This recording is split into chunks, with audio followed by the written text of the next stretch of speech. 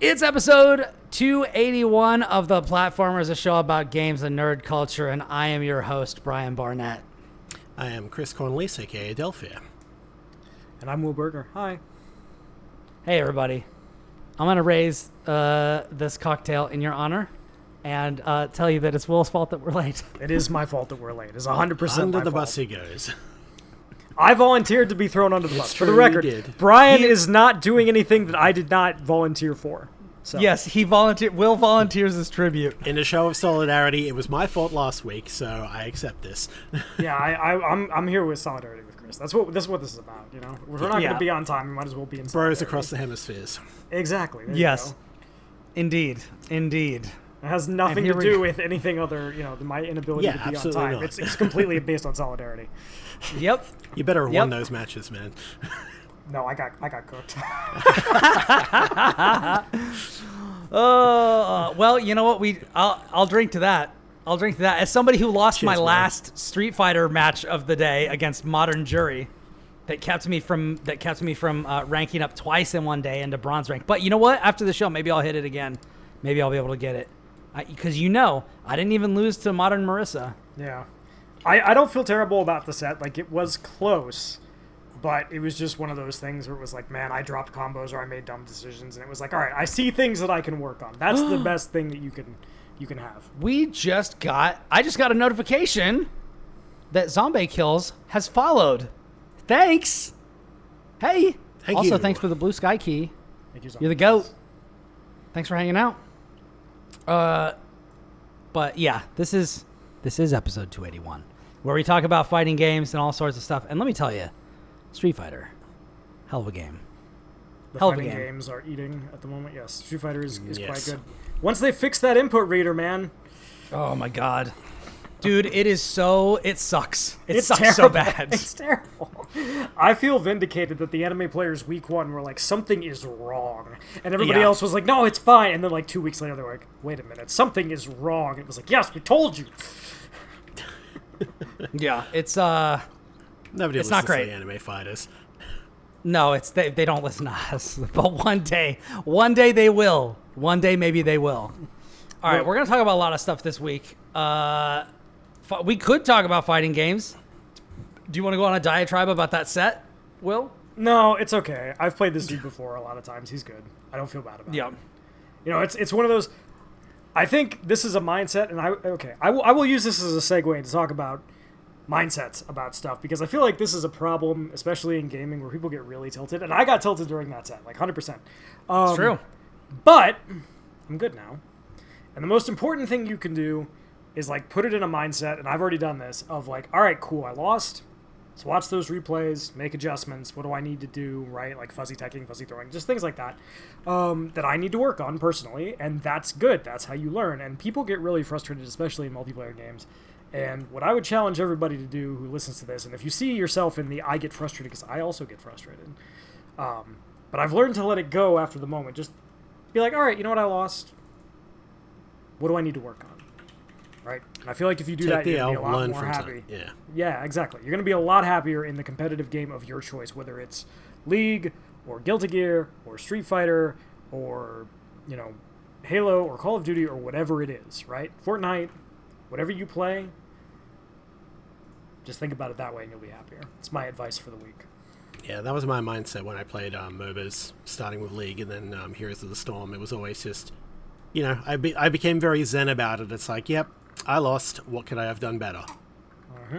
Disregard everybody else. It's like, I can't change anyone else. I can only change myself. I can influence, but that's about it. So it's like, all right, what did I do wrong? Where could I have gone bad or whatever? And yeah, so that's the way to do it. Just be chill about it. And like, it sucks, even going, but yeah. Yeah, and even going into it preemptively with, okay, I've got goals for this. So, like, one of my goals when I went on, because, like, I played for, like, an hour or two. I don't remember, Will, if you remember how long I was playing, but I went from, rookie, 4-star rookie to 5-star iron in Street Fighter, and I play Luke. So I went into the match being like, okay, here's what I want to do. I want to confirm my drive impact combos in the corner. I want to be better at catching people in the air. and I want to start using parry more. And so I didn't care whether obviously I wanted to win, but I just went in and I was like, okay, if I do any of these things like better than I have before, I'm going to consider that like a big plus. It's and so then you have more avenues to be happy about things than, you would have before. You've got, it's not just a binary of did I win the match or not? Okay, then I'm happy or not happy. It's like, okay, am I getting better at DPing people when they try to pressure me on my wake up or when they try to jump at me? Am I getting better at hitting people out of the air? Am I getting better at checking people's drive rush like buttons against me? Like I fought this Jamie and he did that at first and I got hit a bunch, but then it's like, all right, I'm going to block low. He's doing this thing, but it's unsafe. So I'm going to punish him afterwards. And then you just notice you start to keep a lookout for those sorts of things. So having an eye on like, don't try to win, try to get better, because you're going to lose a lot as you improve. But then as you get higher and higher in the ranks, those little lessons that you've learned are going to help you hang, with better players. And playing against better players and getting those sorts of like tips from them has helped like just immensely. Yeah. And even playing Street Fighter and then going back to Guilty Gear, like Will told me my neutral is a lot better. Like my ability to play and do footsies and stuff, it has improved just from playing like a different style of game. Yep, it's all practice. And the other thing is, and I would tell this to anybody, and this is true of anything. This is not just true of video games, but like you're gonna suck initially, and like this is something that like I had to learn writing fiction was you're gonna suck. Like you are gonna suck. And you have to turn out a lot of shitty things to get good. And you're still going to write shitty things, but like just write the draft, man. Like just do it. And like the first time you do anything, you're probably going to be bad at it. That's okay. Just keep going. Yeah. Practice. What is it? Nothing is created in a vacuum. Yeah. Sucking at something is the first step towards being kind of good at something. Yeah. Or I like the Hemingway quote, the first draft of anything is shit. So, write your shit. It's how you get the good stuff. Yeah. Yeah, it's better to get to do something and then be able to look back on it and improve than it is to just not do the thing, having that paralysis of like, well, I don't want to do the thing until I can do it right, and that is the thing that I deal with a lot. Like this is just general life advice. Like I have a lot of paralysis because of a fear of failure or because I want things to be perfect. Like when I do the thing, I want to do it the right way. And so a lot of times that will make me stop and not do something that I want to do. So one of the things there's a fighting games commentator called Sajam who has a really good advice, which is I don't spend a lot of time in practice. I learn one combo, I learn like one like advantageous situation, and then I just go online and start playing people. I just do the thing. And I would recommend to people just do the thing. It's hard to do it, but if you can get over that hump, I think it's really nice. Yeah, agreed. So that's our little intro, our little fighting game intro for today. A real talk for the week. Yep. Life advice from the Platformers podcast. Okay, so I've played a lot more of Aliens Dark Descent, so I want to talk about that. Please do. And Will actually hung out with me, so we can kind of ping pong back and forth. Yes. On this. So I finished the first area and have made a bit of progress into the second area, and I think it's really, really interesting. I like it a lot. I think that this is probably my favorite version of the XCOM-like formula.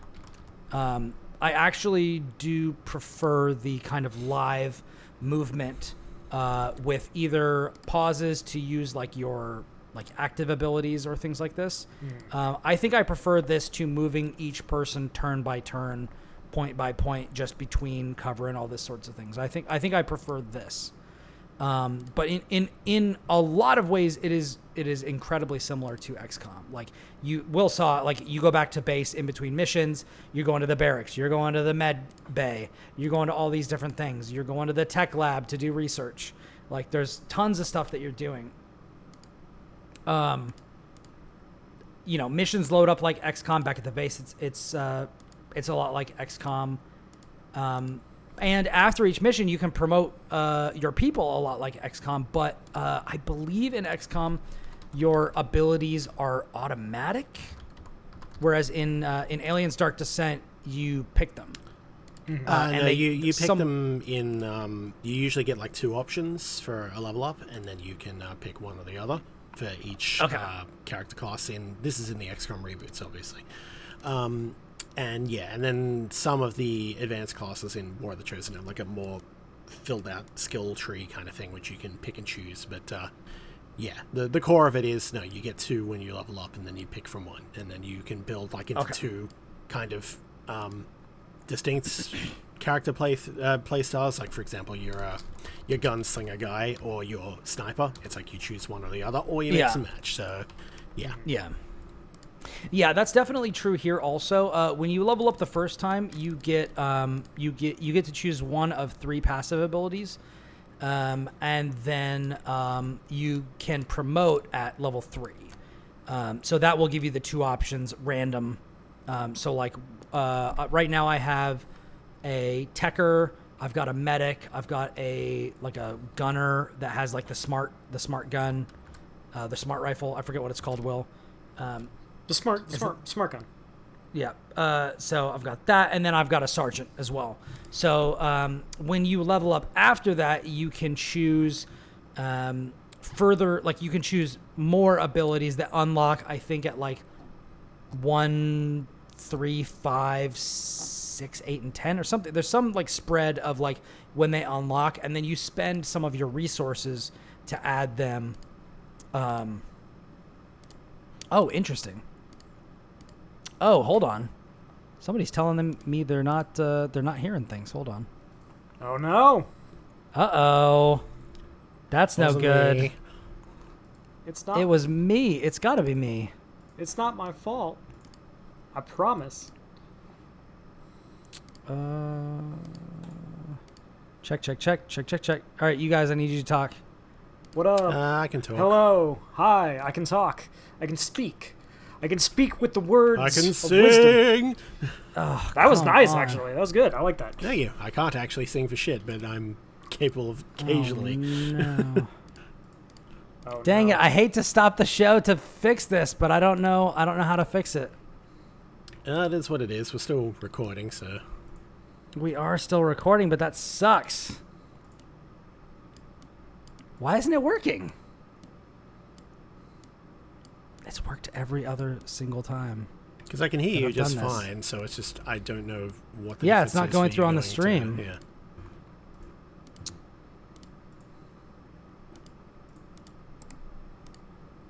Is it drawing from like a different sound device thing, like a default thing?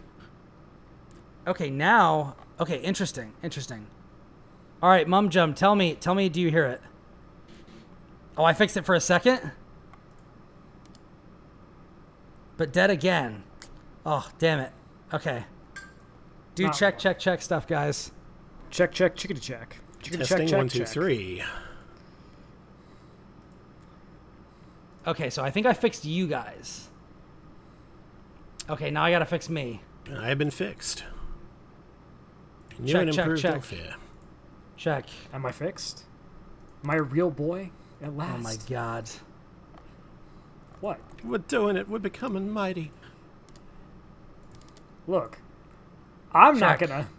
Check. I'm not gonna feel bad about this. Did I do it? Did I actually fix it?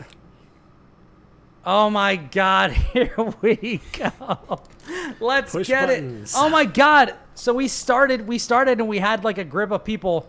We had a group of people on the stream, and then a bunch of people left, and I was like, wait, why did you leave? I thought we were having a good discussion. It was because nobody could fucking hear us. Anyways. So bizarre. Did you figure out, like, did you actually figure out what it was, or? I don't No know. idea. Okay. It's literally like, it was in the, oh, nice. Excellent. Okay, there we go. Zombie, thank you for being here. I thanked you earlier in the show, but now that you can actually hear us, here we go. And you were cooking. What are you cooking? Let us know, because my wife is cooking downstairs. She's cooking Krabby Patties, which is what we call, I think turkey burgers. So she makes these ground turkey patties, and then we eat them with like lettuce wraps, and then like all the other like normal burger things. And let me tell you, that shit is delicious. Just don't tell. Oh, you're baking bacon? Nice. What type of bacon? Pork, pig bacon or turkey bacon or other stuff like that? I know turkey bacon is like frowned upon. Like, people don't like it. I love that shit. My mom cooked that a lot when we were growing up, and I adore it. I think it's fantastic. What gets me is just the style of like bacon that's typically done in America is you guys do the rashers, and that's basically it. That's less common. Rashers, whatever you want to call them, strips. Oh yeah. Like rashers, man, that's so much cooler than the way that we say it. Yeah, it's just like bacon strips. But yeah, most bacon we get here is like middle bacon, so it tends to be thicker, less rindy. It's, you can still get strips, and you can get strips of that, but it tends to be like more meaty comparatively. Whereas you guys always do the bacon strips, and they always tend to be very crispy. And I'm like, that's very interesting. It was just something I noticed when I was over there. So that's so interesting, because I feel like if I always got crispy bacon, I would order bacon a lot more, because I typically go sausage, because I find bacon to be really inconsistent, because I don't like the floppy, like very fatty bacon that my dad likes. I actually like it really lean and a little bit crispier. I need that stuff burnt. Yeah, exactly. I when I lift it up, I want it to be like I want it to be like I'm lifting up my phone. Like, I want it to be stiff like this. I don't want it to be all floppy. Well, that's the kind that's the kind of bacon I most got when I was, anytime I've been in America and eaten that food. It's like, that seems to be what your go-to is. I'm like, you can certainly get it here, but it's just a different cut. So it's, go figure. Keylock in the chat says no comments. Yeah, I thought that I was leaving myself out there. I'm sparing you. I'm sparing you. They can cut into it all you want. I'm just here to shit talk American bacon. That's my true agenda. Here's what I'm trying to say, Mikey, is I like my meat hard, and that's what I like. Please do not leave your stiff, floppy desires out there.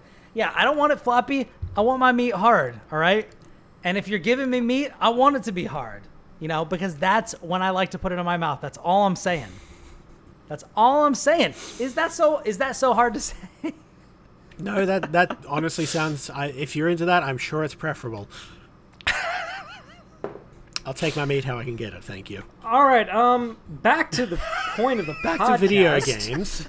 Which is video games and nerd culture for all of you who are listening, who are sitting here being... having to listen to Brian talk about the kind of meat he does and does not like in his mouth. So how about Overcooked? Great game. Great game. It is a great game. Can you tell that I have not had dinner, but I'm sipping on a cocktail during the show? Anyways. Aliens Dark Descent. Mum Jump in the chat says, I came back to Brian talking about floppy meat. Good timing. Yes, it is. I know what you're here couldn't for. Be better. Could not be better. This is the Platformers, the official Floppy Meat podcast. It's true.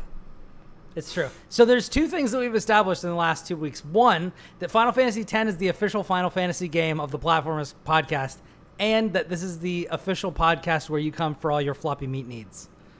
I think we've already figured out what the podcast title is going to be, guys. Yeah.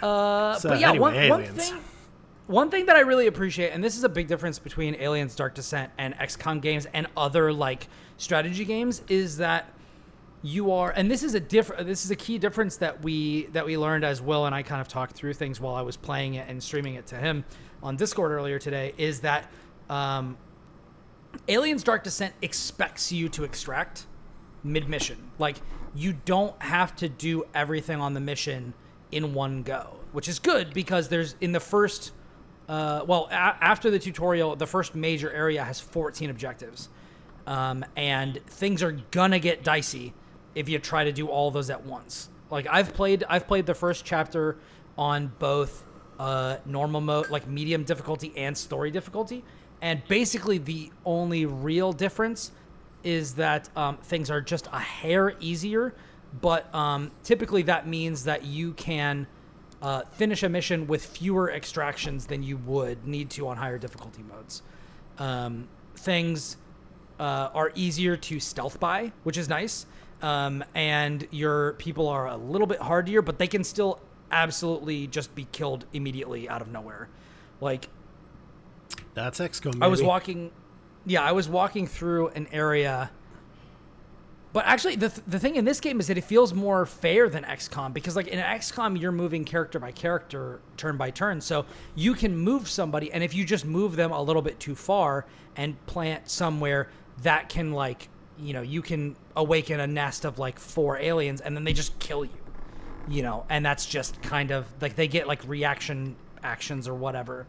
And then you're just dead. The thing about aliens is it's like real time. So if you run into somebody, you can like, okay, I'm going to pause or slow down, backpedal, okay, start shooting. So it feels a lot more fair. Like it feels like you're not going to get yourself into a position where there was somebody and you didn't know and you can't do anything. Like there's some of that is going to give. Like you're either going to know they're there before you get there, or you can do something about it to prep, or you can react as it happens. Now, sometimes it's not enough. Like, I had 2 people opening boxes, and I set the other person, because I thought it was empty, the area that I was going to. I set somebody to walk around the corner to get to, like, like a computer terminal or something to start opening a gate that I needed to.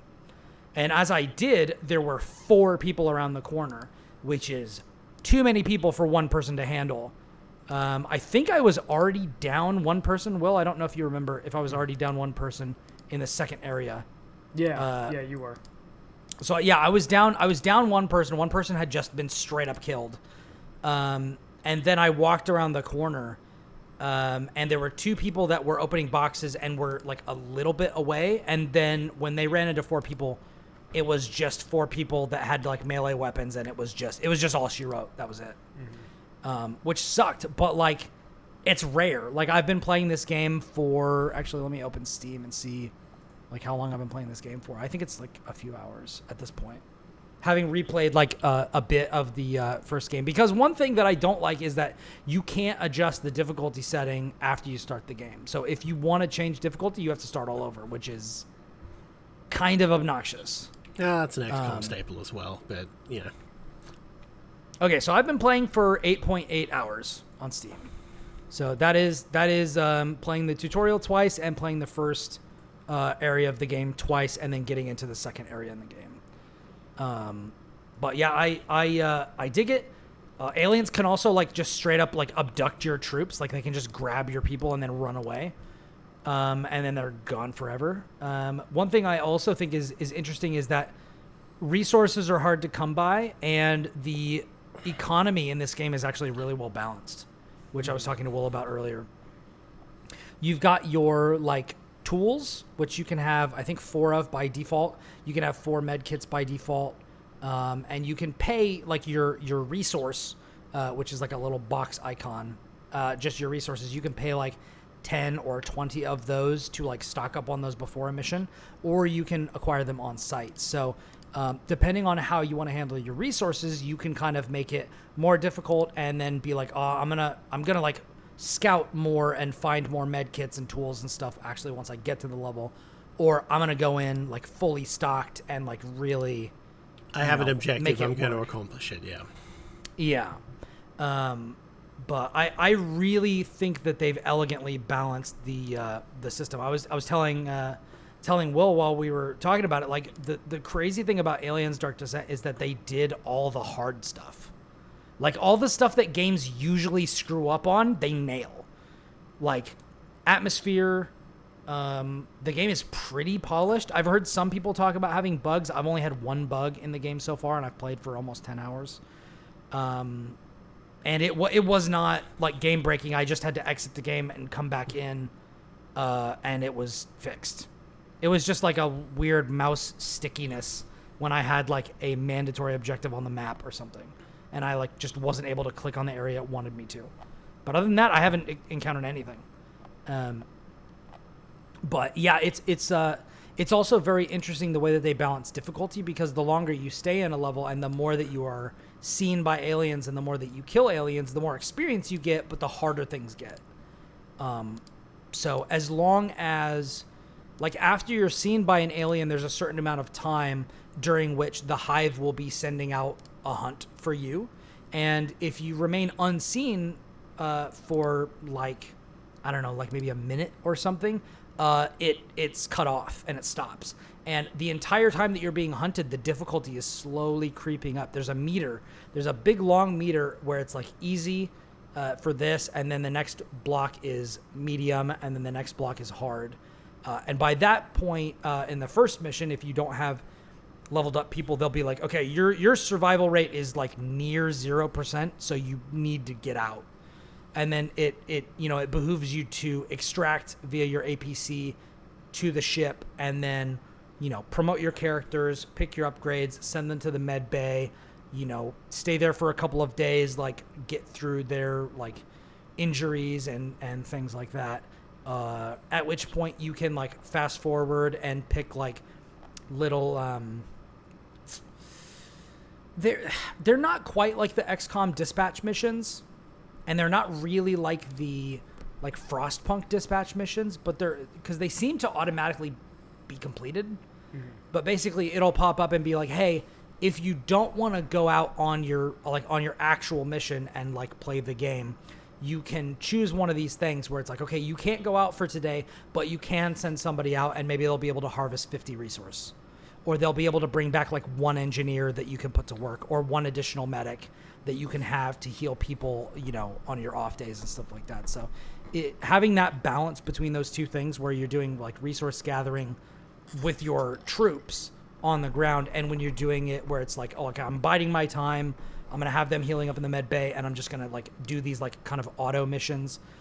I really found that to be, like, kind of a nice, like, rhythm breaker, to be like, all right, I'm going to take a breather. I'm not going to be super tense and watching for fucking face huggers running across the walls at me, all this sort of stuff. Like, I really dig that. Yeah, that does sound like a good balance. Like, XCOM 2 did have, as you said, like, the dispatch missions and, flying around the map, and I got to sit at this point for 5 days total. It doesn't have to be, cumulative, and then then I get this reward or this thing or whatever, and you're doing that in between waiting for the alert missions or biding your time for research and development and such to be done, so you can tackle some of the more objective missions that you have discovered. So yeah, something like that is what I'm getting at. Yeah, and you have, like, a big, like, I definitely leaned into my same 4 characters that I was using for a while. So I basically just bided my time and was like, all right, I'm going to do a couple of these, like, easy, like, binary dispatch missions while I wait for my, like, main 4 people to get, like, done. But now they're, like, level 4, level 5, something like that, level 4 or level 3 or something. And so now I'm like, all right, they're pretty set, they're pretty good.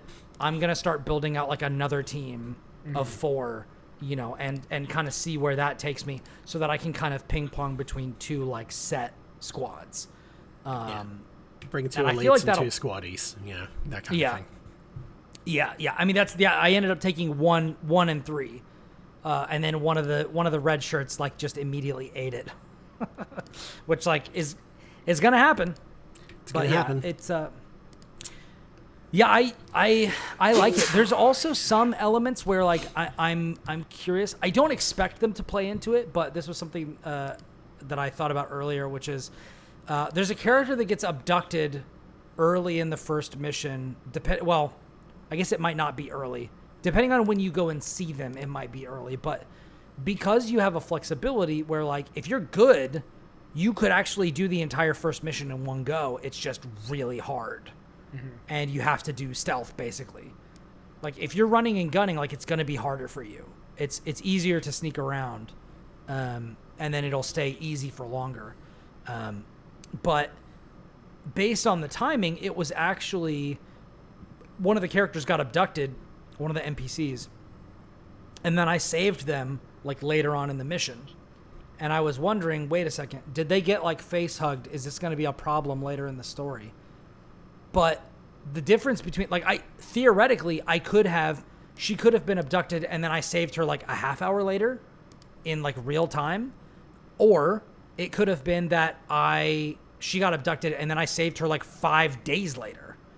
And so I'm wondering if that has like if this is all scripted, or if there is some element of it that is like, I guess not procedurally generated, but like determinate on the amount of time that it takes you to do these sorts of things. If that's the case, then this is a way more impressive game, I think. I don't think there's anything wrong with it being scripted. I think that's totally fine. I just think that if it accounts for it, then yeah. If it accounts for it, then that is like way over the top. Like you did not have to go that hard. But I'm curious to see if that ends up being the case. But yeah, like other than that, like I can't recommend it enough. Like it's, you know, Will's preview, obviously, like, you know, we played it at PAX. I watched it at PAX. It's freaking beautiful. Mm-hmm. You know, Aliens fans have kind of either gotten shit on, or have had like really mixed bag offerings like Alien Isolation, which is like really good, but like way too long. And it's great up until it isn't. Yeah, maybe if Alien Isolation was 8 hours instead of 14 hours, it would be one of the greatest games ever made. Yeah, absolutely. I was talking to Ryan McCaffrey about that, and he was basically like, yeah, if it was 5 hours and it ended after you escaped the first alien, it would be godlike. Like it would be really great. You could have done the same ending too. That's the funny part, because it's the same situation. They just do it twice. Yeah. And it's just like, but I mean, that really is the modern gaming. The problem with modern games is that they just overstay their welcome, which is crazy. Because another problem in modern gaming is that games take too long to make and cost too much money. You could literally solve both of these problems at once. It's incredible. You could just make a shorter game. You just need to do it. Just make a shorter, more focused, less scope-crept game. But back in the day, people did want the big forever games. You know, we wanted like the big open worlds and we can go anywhere, we can explore all this. You know, we wanted your average Bethesda game kind of thing. And then when every game is like that, we're just like, okay. Ubisoft, please stop. Far Cry does not need to be Assassin's Creed. Please. The Crew does not need to be Assassin's Creed. Just stop. Yeah. And then we're just like, okay, fine, we're done. Back to Citizen Sleeper and, you know, smaller games. We only need one open world game, and it's Watch Dogs. And I'll brook no argument. I'll just assume that you all agree with me, and we're going to move on. But yeah, no, it is. That doesn't sound like Elden Ring. That is such a weird. That's such a weird hill to die on. Watch Dogs. I know. Watch Dogs. Of all the open world games, like Ubisoft, here's fine, the wonderful whatever. Thing. All of them? Really? Here's the great thing about some of the stuff that I say. Even I don't agree with it. Okay, cool. Okay, listen. Say it to say it. Listen. I mean, Will, you and I have talked about this on this very show. There are 2 open world games, actually now 3. There are 3 open world games this generation that needed to be open world. And 2 of them are Zelda games, and 1 of them is Elden Ring. Yes. Here's the thing, though. But the thing that you do that doesn't make sense is you're like, oh yeah, it should be Watch Dogs. And it's like, bro, that's a dumb hill to die on. At least you're dead, I guess, but come on. It's true. That's true. Sometimes I only say things to troll people. Sometimes I don't even mean it. Okay. We do trolling. We do what we must. Just a little bit of trolling for fun, please, sir. But yeah. But I mean, I will say, I do think that Watch Dogs is better than GTA, and I'll just leave it there.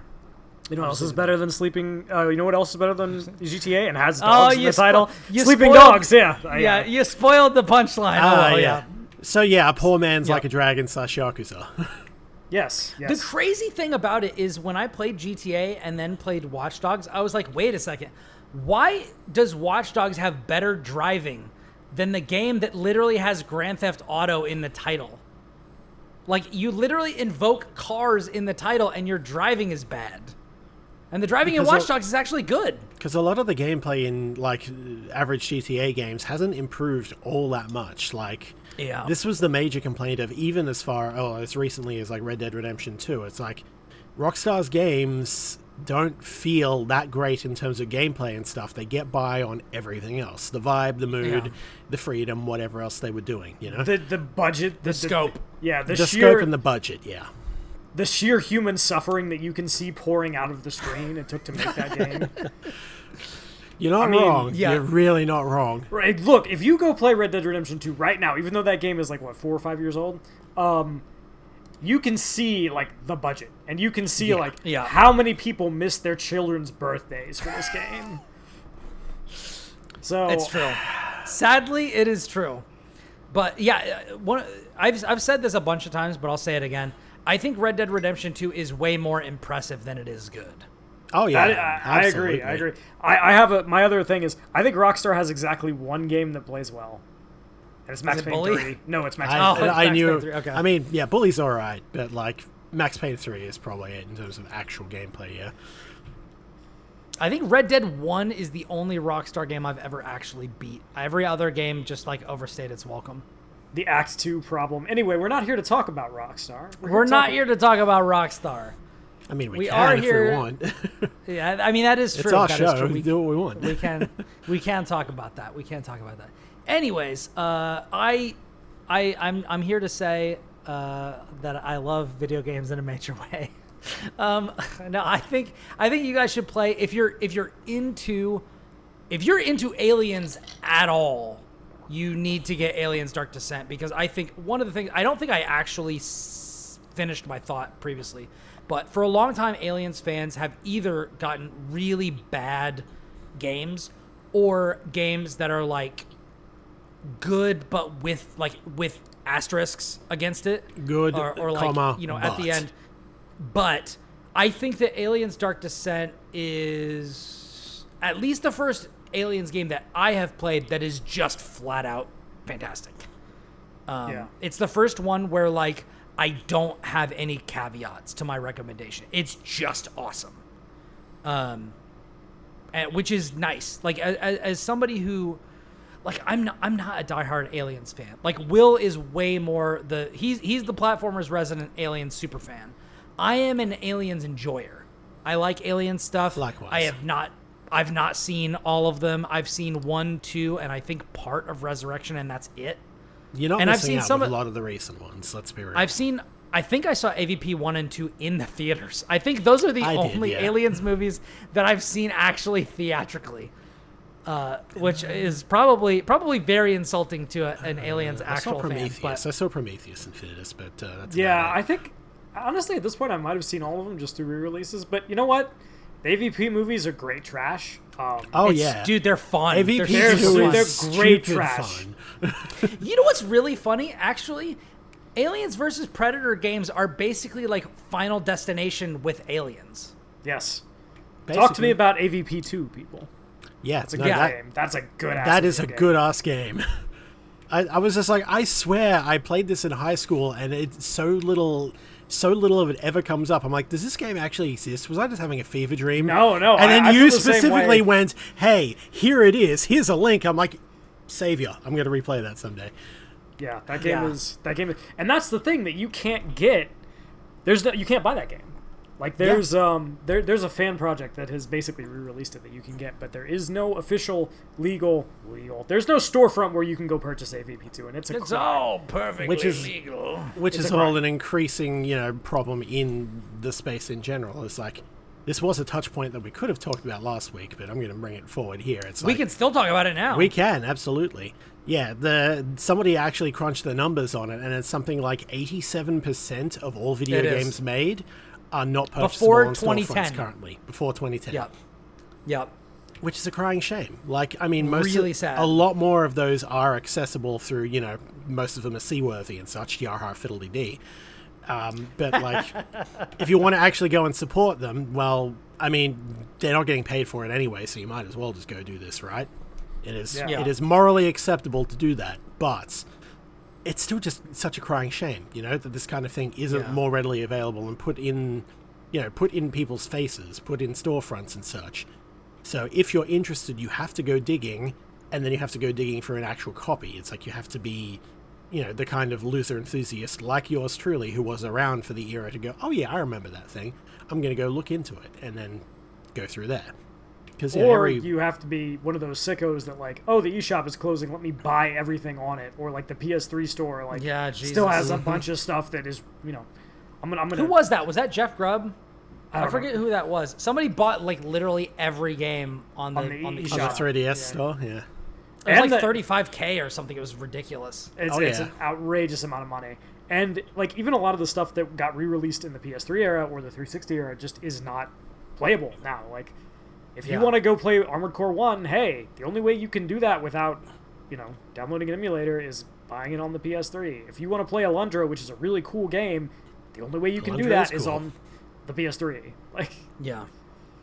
I saw somebody post something that I thought was a very interesting idea, and I don't know who we would need to push to get this, but they basically said if something gets taken down, it might have actually been for movies, but I think it works for games as well.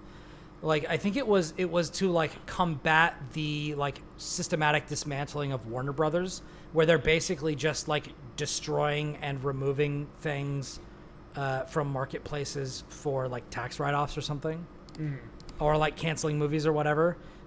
Somebody said that like basically if something gets delisted for monetary reasons, or if it gets delisted at all, like if a game is no longer purchasable, it instantly goes into the public domain. And I thought that is a fantastic idea. I wonder if that's true. No. I mean, this was a suggestion. This is a suggestion. Of like, this is not true. In which case, I fully support that. Yeah. This is what should happen. Is basically when something is not commercially available anymore, it instantly goes into the public domain, and then it's not piracy anymore. It's just it's fair use public distribution. Yeah, which I think would be fantastic. I think that is like, we would have to figure out a way to make that happen, but I think that would be awesome. If you have an issue with it, well, keep it available for people to buy. Looking at you, Nintendo. Yeah. And the other thing is, like, a lot of companies have done that. Like Hi-Rez, when they made every Tribes game, you can just go download it. It's like it's on Tribes Universe. You can just pick them up, but those games still rock. All the Marathon games are available that way. There's a few old PS2. Oh, really? Oh, okay, interesting. Yeah, that Bungie has made available. There's some really cool old PS2 games that are, like, not really... I mean, they're really good, but they're not... Like, the studios that made them are not around anymore, and so they've just been publicly re-released as, like, ISOs. I think Westwood did similar with the early Command & Conquers. They just went, free on the internet for a while. You can still buy them nowadays through, like, because they got purchased by EA. You can still buy them through that, and obviously the remasters. You can get some of them on GOG. You can get the base ones for really cheap, and if not, completely free. So yeah. I know you can get Tiberian Sun for free. So you can, yeah. Oh, yo, hell yeah, dude! I never actually played that one. I used to have that. It's real good. It's real good. And when Blizzard made StarCraft Remastered, StarCraft 1 is free now. That you can just go download it and play it. Same with Diablo 2, I think. You can just go play Diablo 2. So like more people need to do that. I don't know if they made that one free, or if they just made it where if you had it on your Battle.net account, then you just got it when they released it on the Blizzard store. I don't know which one that was, because it was free to me, but I also owned it digitally. Yeah, I already owned it, so it's hard for me to say. But okay, all right, so we can't confirm that one, but they have made a bunch of their old stuff, like Rock and Roll Racing and stuff, available on their website for free. So. Which is cool. Yeah, the original Diablo still costs like $5 on GOG, but that's about it. But at least you can get it. But you can get it. You can get it, and you should, because it's really interesting to see how far we've come. Still a fun game. I'm not going to advocate that people like actually go play Diablo 1 for fun, because it's very, very... Video games don't age. Video games are the same as they've always been, just like books and films and everything else. But we have come a long way since Diablo 1. Yeah. I like the way how you put it. Our standards have improved a lot. And if you're going to Diablo 1 with modern standards, you're going to be like, what is this? But it is still interesting to just see the tone, the atmosphere, the soundscape in particular. Oh, the soundscape. It's just cool to see. It's like, wow, they pulled this off in like, late 90s. And then to see the leap from that to Diablo 2 is like, holy shit, that's impressive. Yeah, it's Yeah, I would love to see a remaster or remake of Diablo 1 because the idea of Diablo 1 I think is actually my favorite of any of them. It's simple. It's stripped back and it's just one place, one location. It keeps descending. It is so it gets worse. Focused. Yeah, it it is is really cool. so focused. I love it. And as you know, when we talked about Diablo 4 on the spoiler cast, which you should watch if you haven't watched because it was a lot of fun. Absolutely, you should. Yeah. But Diablo 1 is... We talked about, Diablo 4 being dark. Diablo 1 is a dark game. And not just I'm talking about, like, the lighting. I'm talking about, like, tonally, it is depressing. Because you get to the end of Diablo 1 and you're like, I think I made things worse, actually. Yeah. I may have just fucked spoilers. Spoilers. You did. Yeah. Yeah. For anybody who's Spoilers played Diablo 2, for, a 30-year-old game, goes. yeah. Yeah, it is. Maybe things don't are stick the definitely demon worse. rock in your skull, maybe? Yeah. Maybe not the best idea, Yeah, it hasn't been the greatest thing that we've ever done, I'm sure that's going to work out so well in Diablo 4. Yeah. Sure. Terrible. I think the season of that drops tomorrow. I'm keen. It drops very, very soon. Yeah. I think it's the 21st.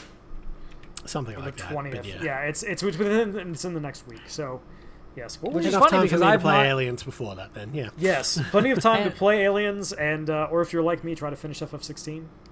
Yeah, because we're prepping, and we will do this soon. We're going to do a Final Fantasy 16 spoiler cast.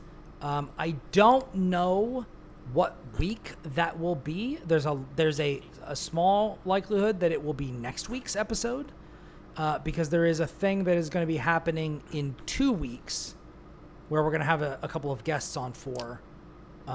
So that would actually probably fit, but I'm not sure if that's going to work that way because I still need to see how many people finish FF16 before Monday of next week. Credits need but to be rolled. Indeed. Roll the Indeed. credits. I will sit back and watch from the peanut gallery. You guys have fun with that. Yeah. One yeah. day it'll be on PC. One day. One day, But and that's- hey, when that happens, it'll run at 60 frames a second. Hey. Yeah. Look, I'm gonna get on my soapbox for a second. Can I get on my soapbox for a second? Please. You know by what, all Will? means. Hold on. Let me wheel out the soapbox for you because you stand up on this and you tell the people what you got to tell them.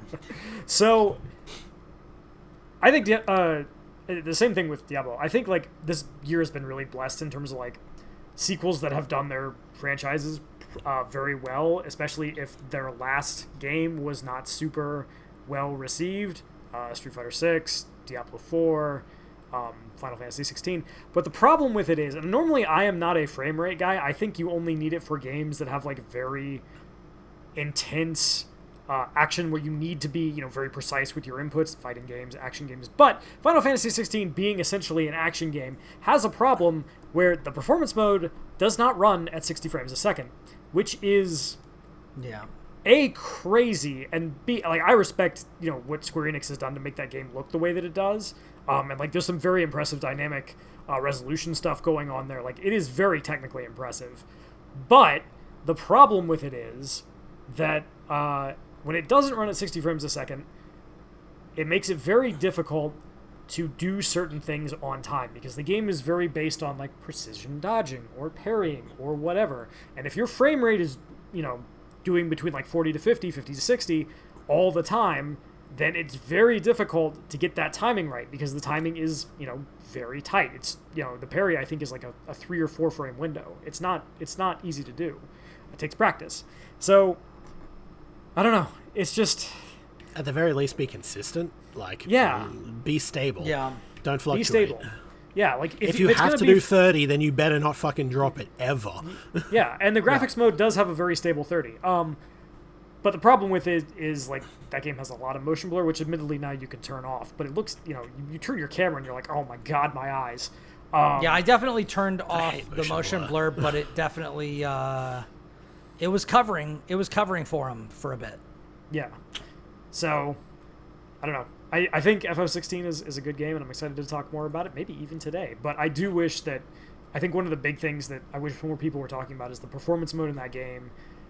When a game that needs that much precision just doesn't have it, that's a shame. I mean, yeah, if you want to, we can go into that right now. I'm prepared to talk about it. We can go into FF16 right now. Transition into Final Fantasy 16. Yeah, Let's do it. Segway. So I am over halfway through the game right now, which I think last time we recorded, I had literally only done like the intro. What was the last summon you fought? This is not a spoiler, by the way. Like, you know you're gonna fight all of these. In this game, Yeah. I'm about to fight Titan. Okay, so you've still got a ways to go yet. But yeah, spoiler, you fight Titan and take his stuff like you do with all the other summons. What? No way. Yeah. So that fight is crazy. Anyway, I mean, technically, I guess the last. I mean, I guess if you really don't want any spoilers at all, then Bye, guys. It's been fun to have you. Don't listen for like 30 seconds, or skip ahead 30 seconds. 5, 4, 3, 2, 1, 0. Okay, the last one that I fought was the Living Flame. Okay. Yep. Interesting fight. Titan is. Obviously don't want to spoil it for you, Brian, but it is one of the most impressive spectacles I think I've ever seen in a video game. It is. Because of what I saw of Titan in the intro, I kind of expected that. Yeah, it is what people think the Kronos fight in God of War 3 is. I mean, the Kronos fight is good. The problem with the Kronos fight, right? Like, it's cool as a spectacle. Wait, isn't that God of War 2? No, it's 3. What's the one in 1? Is there a big one in 1? Or is it literally just 3? I mean, I can't remember. One only has like 3 fighting bosses. One only has like 3 bosses. It has the Hydra, it has Ares, and it has the one where you're like running up his arms like for half the fight, and then I think that's the one in 3. That's Kronos. That's almost certainly 2 or 3. Yeah. Yeah, I think the big spectacle fight in 2 is the Colossus of Rhodes, which is the first fight in the game. I can't remember if it's that or the other one. Anyways, it's a big boy fight. It's a big boy fight, but the problem with Kronos, right, is you're not actually fighting Kronos. You're just kind of like dealing with the little irritating dudes that he spawns while you're walking on his body, right? And it's very impressive. Yeah. Big arm, stuff's moving, but it's not actually a fight against him. It's not Shadow of the Colossus boss. No, it's not. The Titan fight is a fight against Titan. It is not Titan's mooks that you are fighting. It is Titan. And the scale on that, when you realize how big the stuff is in that fight, is just bonkers. I don't know how they did it. It is which is actually crazy insane. Because spoilers, your thing is not that big. Yeah, Ifrit is he's a decently sized lad. He's not small, but he's big, but he's not Titan big. He's historically the first summon / icon / whatever you fight in your average Final Fantasy game. He's like a level 20 boss in FF14, right? Like he's one of the beginning ones. That's specifically a point that they made. It's like we want him to be the main character because he doesn't get to show off or get to style on people often. He never gets to be great. Mook. He's usually jobbing, I was literally about to say he's a jobber. Yes, Will. Yes. Yeah, like the first thing in like FF8 is right. You like is Ifrit, right? Like I was gonna mention it. Yeah, he's literally the one they send students to fight. Right, and then he's like, oh, they have Shiva, and then that's kind of the end of the fight. Like, you smoke him. You smoke that man like a fine cigar, but which, like, granted, Squall is not a pushover in 8. Like, he's a student. He's still strong. He's really strong. But, yeah. Sure, but you're sending your school students as a midterm against a guardian force. Yeah, to fight fucking Ifrit. It's like, okay. Yeah. Jobber, straight up. It's just straight up jobber status. So, anyway, the Titan fight is incredibly impressive, and I'm looking forward to, like, jumping into detail. But please, Brian, tell us what you think about Final Fantasy 16. Please do.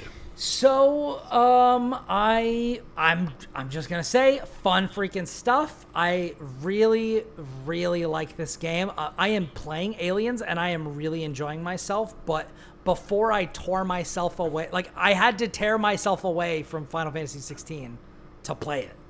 Like, I wanted to keep playing FF16, but I'm like, well, other people are not ready for the spoiler cast, so I'm going to put this on the back burners and focus on Aliens for a little while, which is great. I'm loving Aliens as well, but I was really feeling FF16.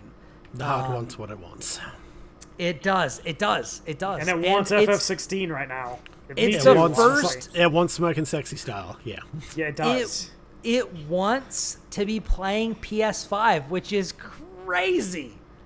Will, if I had told you 2 months ago that you and I would both be like champing at the bit to bust out our PS5s to play a game, would you have believed me? No, I would have thought you were a pod person. Yeah, that's true. But but lo and behold, it is true. It is true. It is what we say in the business is a good ass video game. It is indeed, and it's also a video game ass video game, which we love. One note that I really wanted to say, which from the story standpoint, I think we'll appreciate this. A lot of Final Fantasy games take place where the plot happens to the characters, and there is an element of that.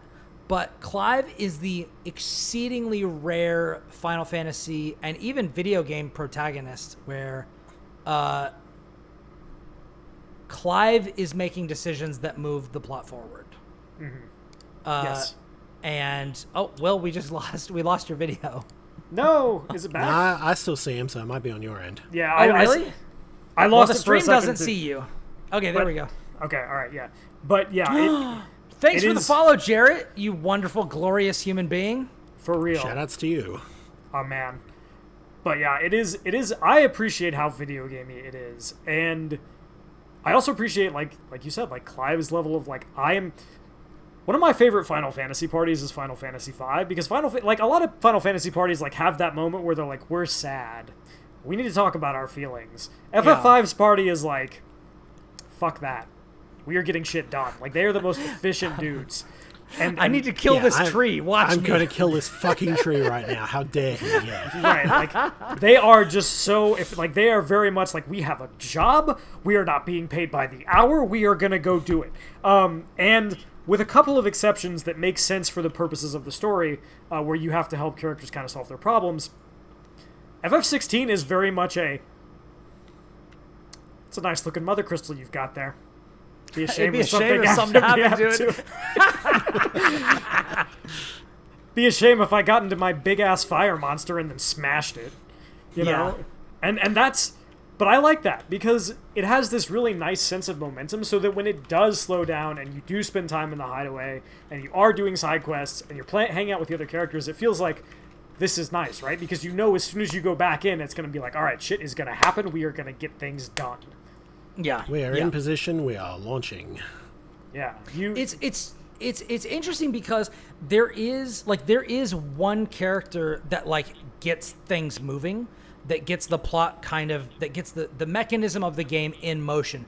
But once that happens, one of the things that I really appreciate, because like if you look at Final Fantasy VII, Cloud is not really an active participant in it. Like, well, he's a participant. He's not a driver. He's not the one that's doing things. Sephiroth is doing things. Yeah. Barrett is doing things. You know what I mean? Like, Barrett moves Avalanche forward, and Cloud just kind of gets like, he agrees to it, and then he gets caught up in it. Sephiroth is a mover and shaker. Rufus is even a bigger mover and shaker than Cloud is. And the same is like kind of true of 8.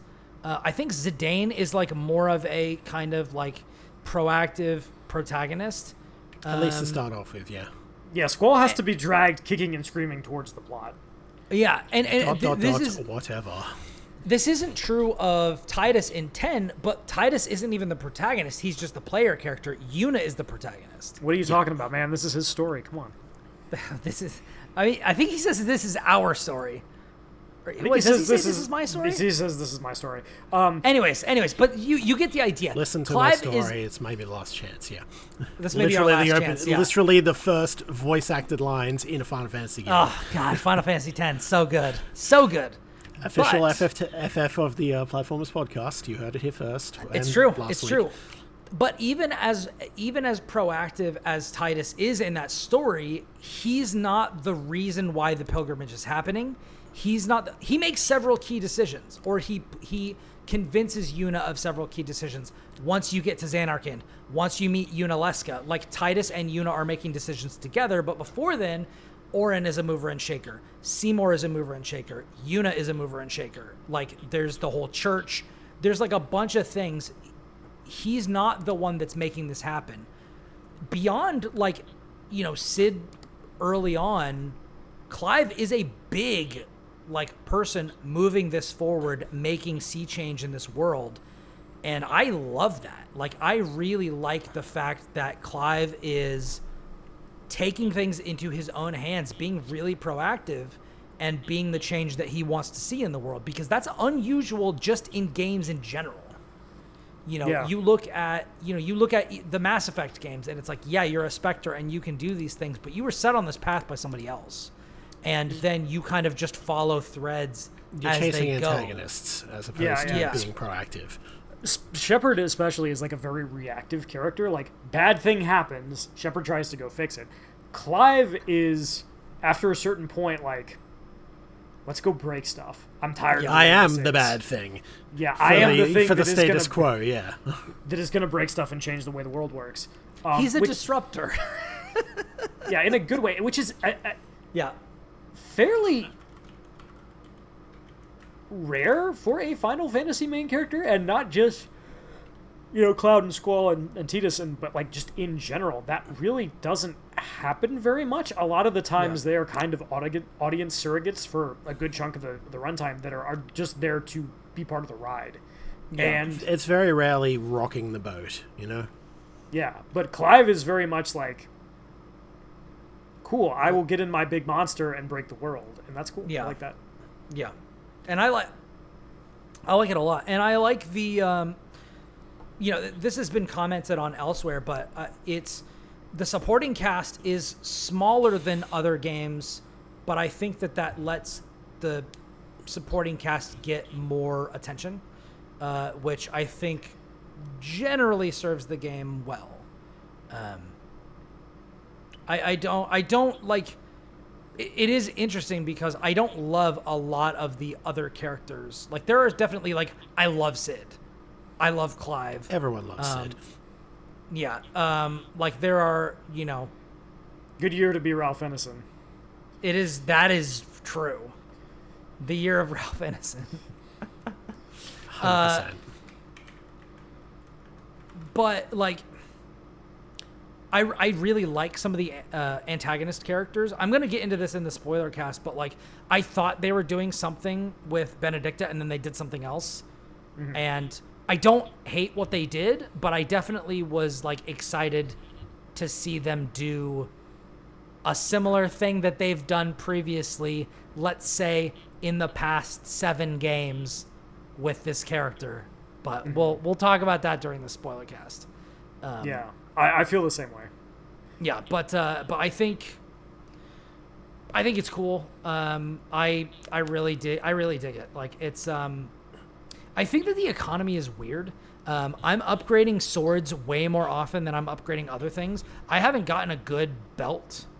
I just got a really great belt, but I've been using the same belt that the game just gives me and the same bracers that the game just gives me for a really long time. And so it feels very strange to be, defeating these enemies, getting these, like, crafting materials, and then just not being able to do anything with them. From the outside looking in, this is basically the largest complaint everyone has had, is that the crafting system is tacked on and pointless. The equipment system is not great, and it's just like meaningless upgrade that you need to do for number to go up, but otherwise, like, there's very little decision making. There's a lot of random stuff where you'll go through extra loops to get a sword, which you then replace without ever having swung it, and shit like that. And it's like, it feels like this is a system that was tacked on either due to legacy concerns, or they wanted it, but it's like, this is not something that probably should have been in there in its current state. So, which doesn't make sense for legacy concerns, because in the old games you literally just found stuff and then put it on. Yeah, like that's just how it worked. That was the reward for exploration and fighting stuff. Yeah, exactly. Which I wish it was that way now. Yeah, and the crazy thing, right, is like, I think the complaint is interesting because people are like, oh, like, the gear. It's like, Final Fantasy has never really had good gear systems, at least not in the single player games, right? Like, it's like, I think 9 is my favorite way that it's been done, or 9 and 7, I think. 9 is good because it ties specifically into the job and skills system skills so directly. So Yeah, and 7R also does a good job because like there isn't really a best sword for most of the game. There's just kind of like this sword does this thing and allows you to do it links this. into how it enables your materia and stuff like that. So like there is that synergy where it's personal like expression. I've got a sword with 6 slots, so I can put more materia in it, but none of them are linked. So it's like if I just want more functions, but I don't care how they interplay with each other, then I can do that. Like that sort of a thing where it's like less about the damage that you do and more about like how it enables your other abilities and skills. But decision like making and buildcraft, yeah. But these are totally separate in 16, so like that doesn't have any effect on it. So I really don't think that the game would have lost anything from just being like, oh, you're just going to find this sword. You're just going to find this piece of equipment. Because, first of all, there's less equipment that you're using than there was in previous games. Actually, that might not be true because you have 3 accessory slots, but you also only have 1 character that you're equipping. So I guess it's still, on scale less than you would be doing previously. Yeah, and I think the thing that bothers me about it is, like, the upgrade system isn't very fleshed out. Like, you get, like, your green items, right? And you can upgrade them, but then you go, like, you get your purple items or your blue items, can't upgrade those, and it's like, well, those are cool looking, and also, like, generally have story significance. Why can't I upgrade my cool things? And Dude, then, I thought the same thing when I got my freaking, like, when I got, like, a big, like, story moment sword. I was like, I want to use this sword for the rest of the game. And it's like, nah, you can't upgrade this at all. At all. Like, You wow, can't do that anything sucks. with it. And it's the same way with kind of the armor as well. And it's what it comes down to is there just becomes like a very clear best answer. And it's like, right, like this is the best sword that I have. It gives me the most damage. The sword doesn't give me anything except damage. There's no reason to use anything else except, unless I just really like this sword and don't mind spending a little bit more time in combat because I'm not going to do as much damage. Same thing with the items, really. And then the only thing that you really get to make interesting choices with is the accessories. And even then, it's kind of like, this does more damage. This gets you more, like, limit break. It's not really changing things functionally so much as making it better at stuff that you already do. Yeah. Hey, we got a new follower. Fusion Banter Podcast just followed us. Thank you very much, guys. Shoutouts. Thank you. Yes. Yeah, it sucks, and like because I got I got a key to review this game, and they gave me the digital deluxe edition, which I think is the reason why I have these 2. But I have 2 epic accessories, one of which increases my experience by 10%, and the other which increases my generated gil by 25%. So I've just had those 2 on the whole game, which means that I'm missing out on defensive and offensive accessories. I just got 1, which is the Berserker Ring, which I fucking love. Yeah, which really is when if I do a precision dodge, it basically puts me in semi-prime state for like 10 seconds, which is awesome. Like, I love it, particularly because I upgraded my precision dodge to max, so I have a more forgiving window on it. So like now I'm like very honed in on like I want to do my regular combos, and then the moment that I see that an attack is coming, I'm gonna try to dodge it and then counterattack.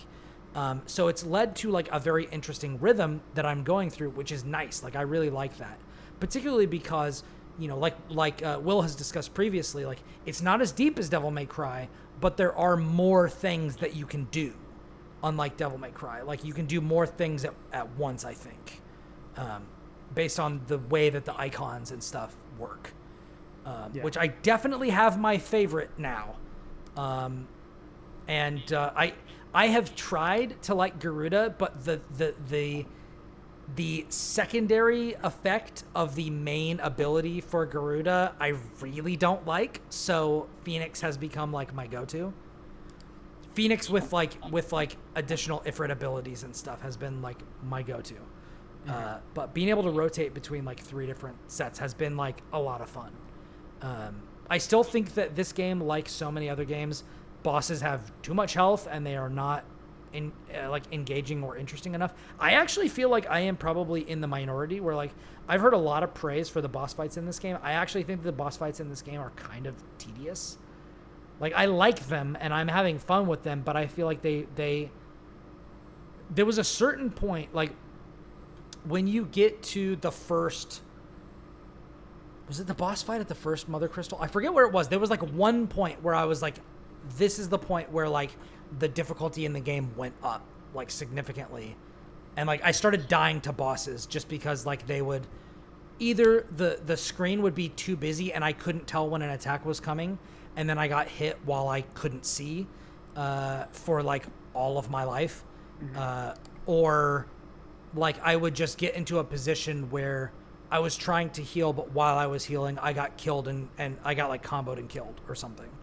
But like there started to get to a point where like basically every major boss fight, I was dying for a reason that didn't feel like good.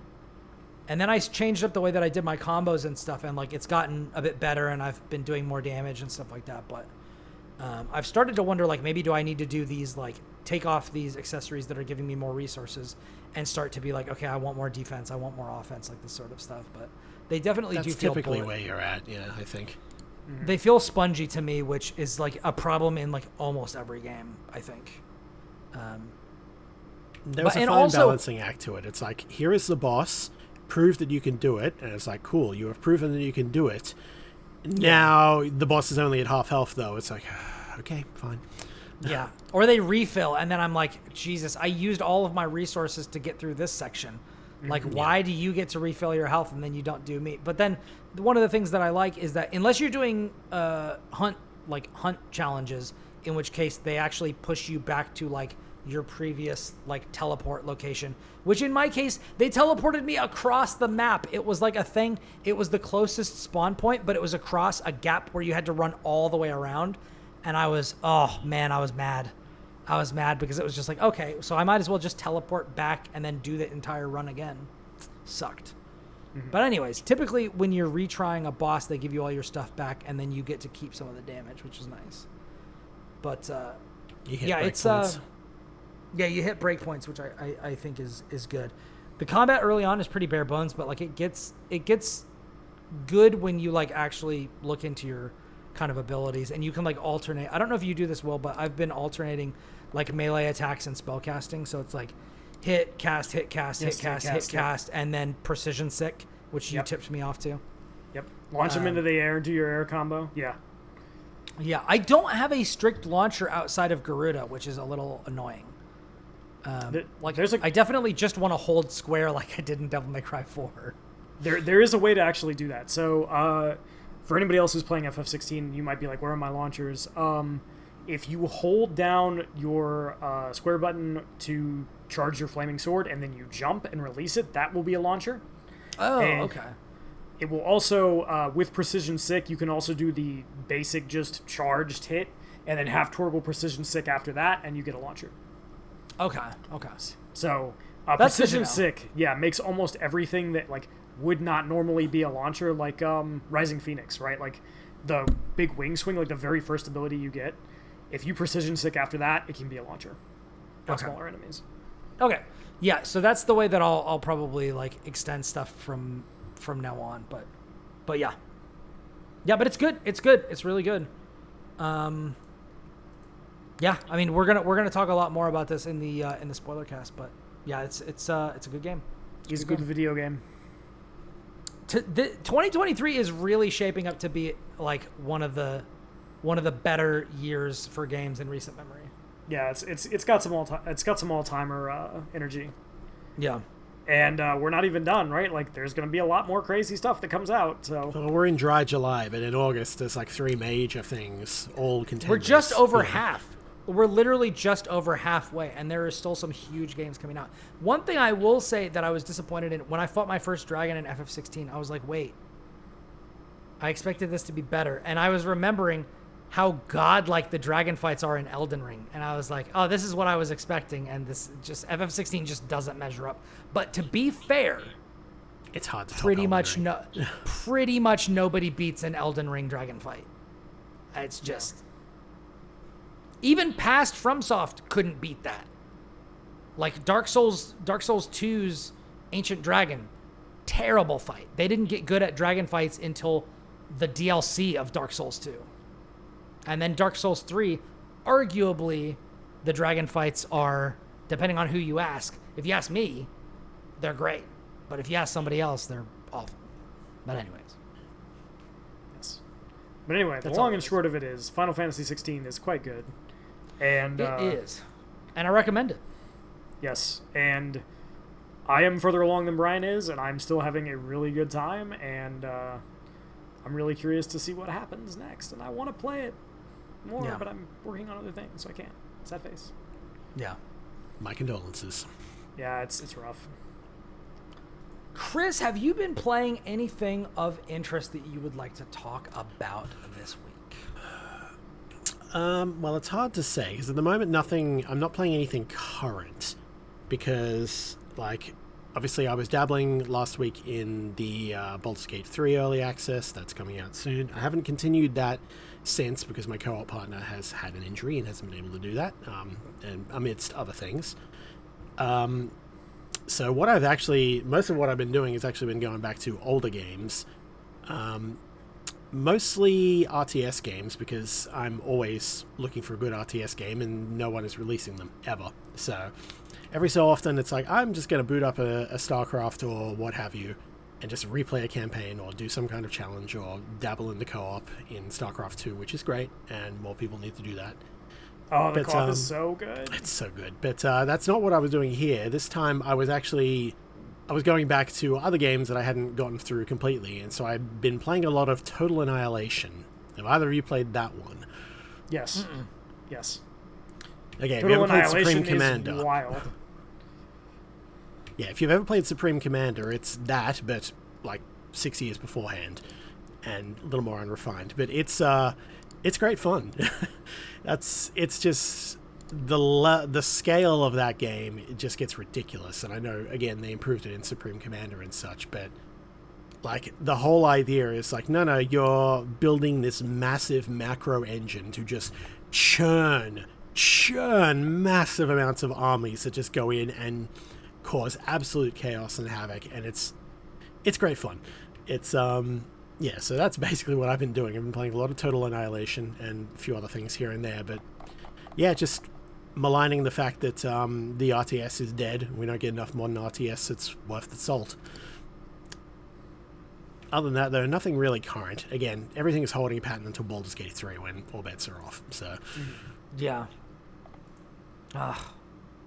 Which I've recently discovered I am going to be playing for review, which I'm so nervous about. I'm so nervous. I've got your back. Anything you need assistance for, I will provide, because I know what you've been assigned is a daunting task. So yeah. Also, apparently they came out and said there are 17,000 endings for this game, which has to be It's going to be ending slides and variations thereof, right? It's going to be multiplicative, where it's like, okay, the ending is going to be specific based on every character you have in your party and every alignment that you could be and every class that you could be, and it's probably going to be based on that, because there's no way. Or then I doubt it's going to be as significant or meaningful as something with a lot of actual, modified endings like Pyre, for example. As meaningful as the endings in, let's say, since we talked about it earlier, Mass Effect 3. How about that? It's not going to be as meaningful as that. There's no way they could hit that level of... You won't just choose a door, guys. It won't be a color. We promised, we said, after we had already specifically locked in the writing just that. Yo, the greatest lie ever told. To our faces. Just to your faces. To our faces. They just straight up said it to everybody's faces. The audacity of this bitch. That expected everyone, I guess, to forget about it, or be like, well, game development's hard. Actually, we're not mad that we, if they had just been like, yeah, it's gonna be one of those things. Taking that many choices into account it's too hard. You're gonna have to make a major decision. That's just reality. If they had just said that, people would have been a lot less upset, but they didn't. And that's the reason why people bought into it. And I remember sitting here being like, no, this is not possible. I'm sorry, Chris, go ahead. Now, the major thing about it is that it doesn't matter what you pick.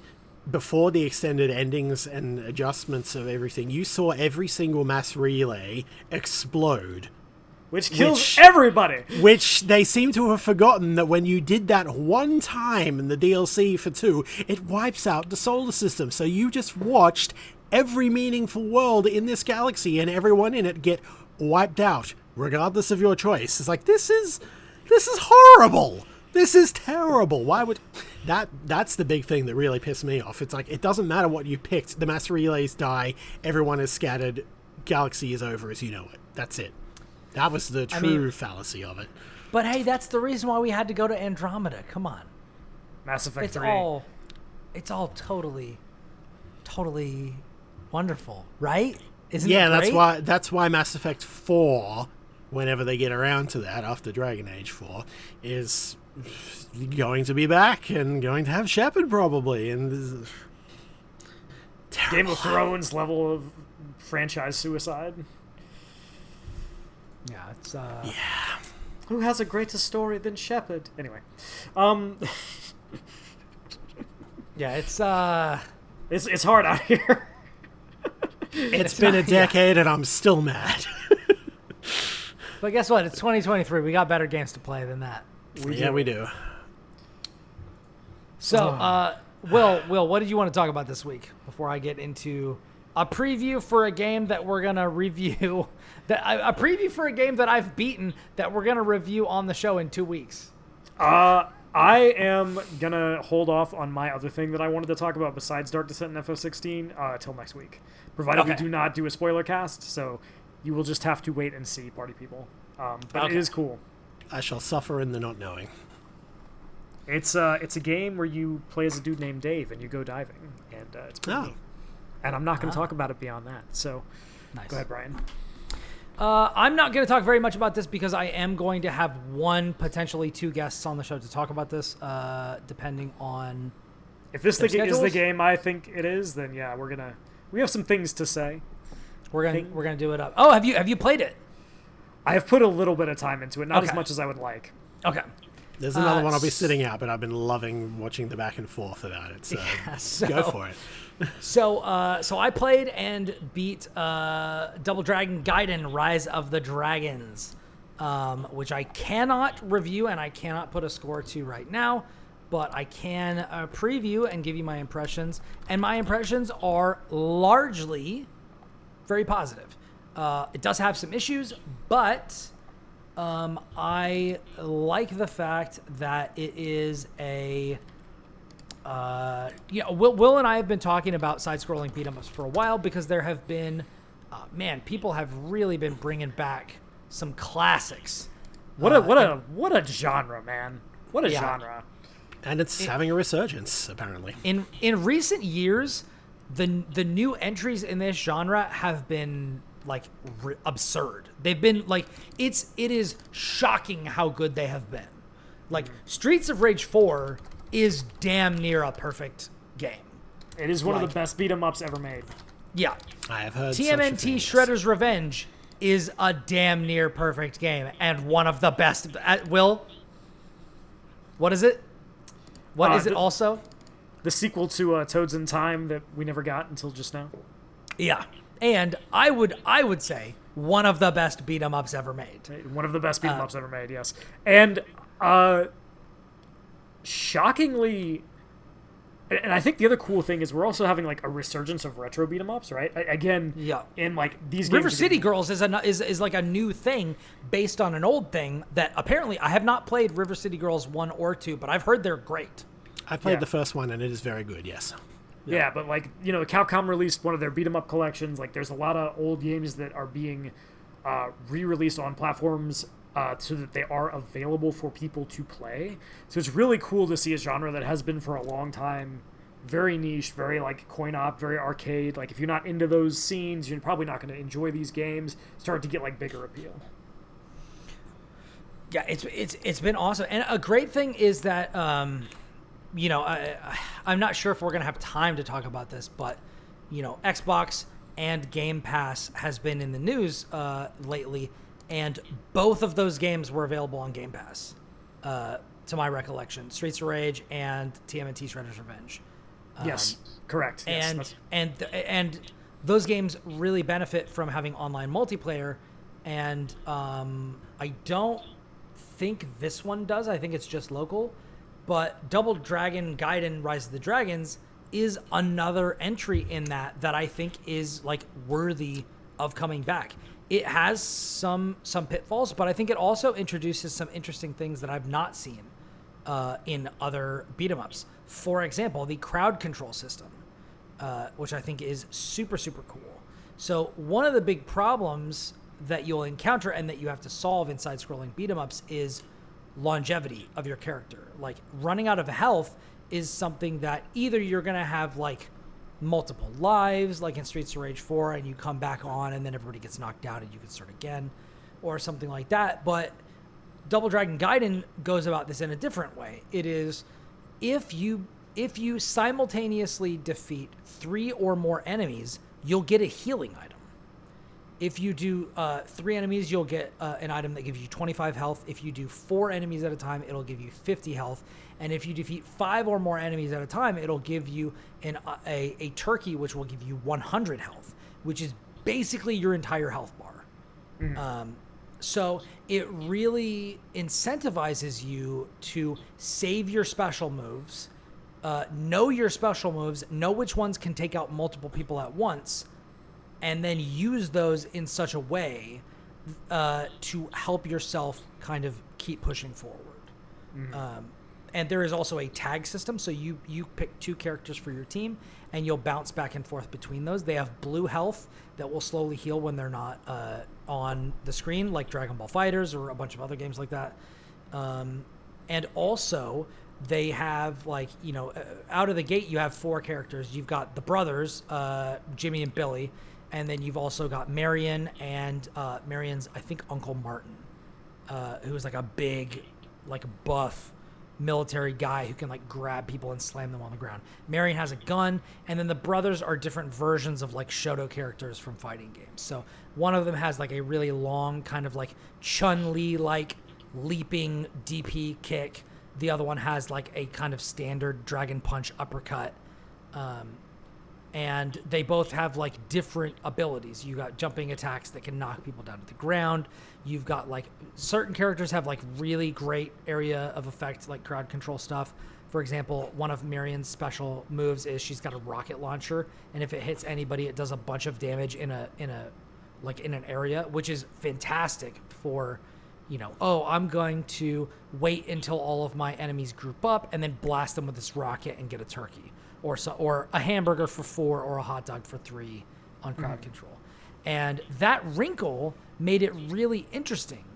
It also made certain parts really frustrating when the game, like, will give you waves and they'll give you, like, 2 characters, like 2 enemies at a time. And it's like, well, I really want to heal up, but I have to kill these 2 to get the next wave. And maybe the next wave is going to have 2 more. So I still can't, get myself a healing item. But managing that sort of a thing. And then the granular difficulty, which I thought was interesting, which is, like, you can change your currency generation, your, like, the health and aggression of enemies, all of this sort of stuff. And you'll see, okay, this is going to, they also interact with 2 other systems. One is the continue system, which costs money, that you get whenever you defeat an enemy with a special ability.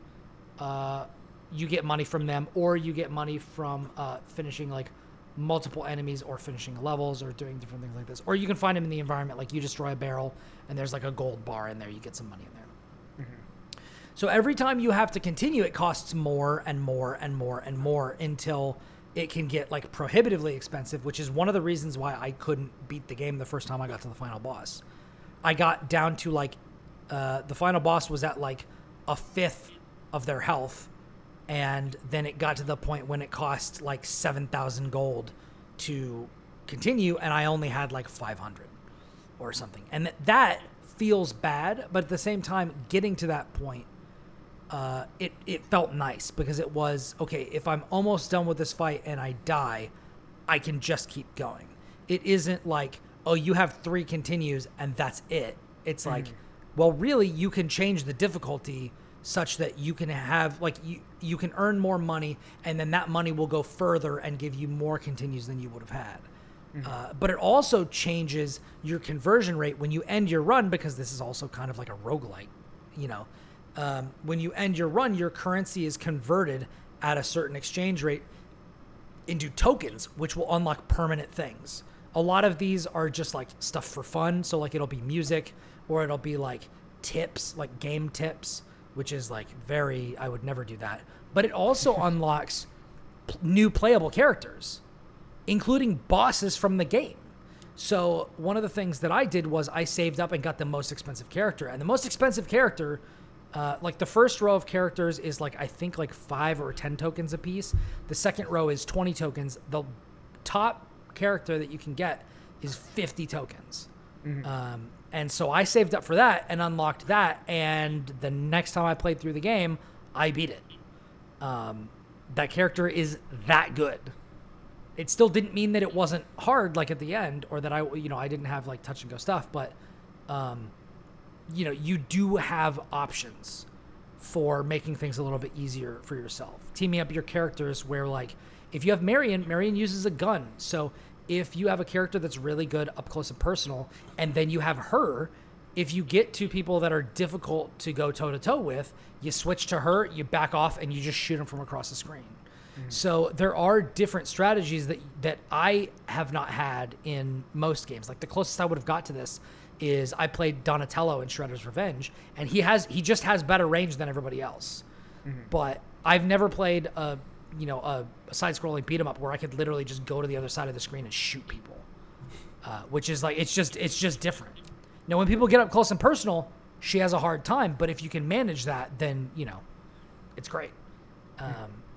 But yeah, like we're going to talk more about this later, and I'm curious to see if Will has anything he wants to add to that. But I think it is interesting, and I think that it changes more things than a lot of the either remastered or new versions in a classic franchise have done in recent years, which I find, although I think generally I land on it being like kind of a less, not less compelling. I find it less, I guess, faultless or less well-rounded than the other entries, but it's also doing new stuff in the ways that others aren't, which I respect and also kind of goes a long way for me.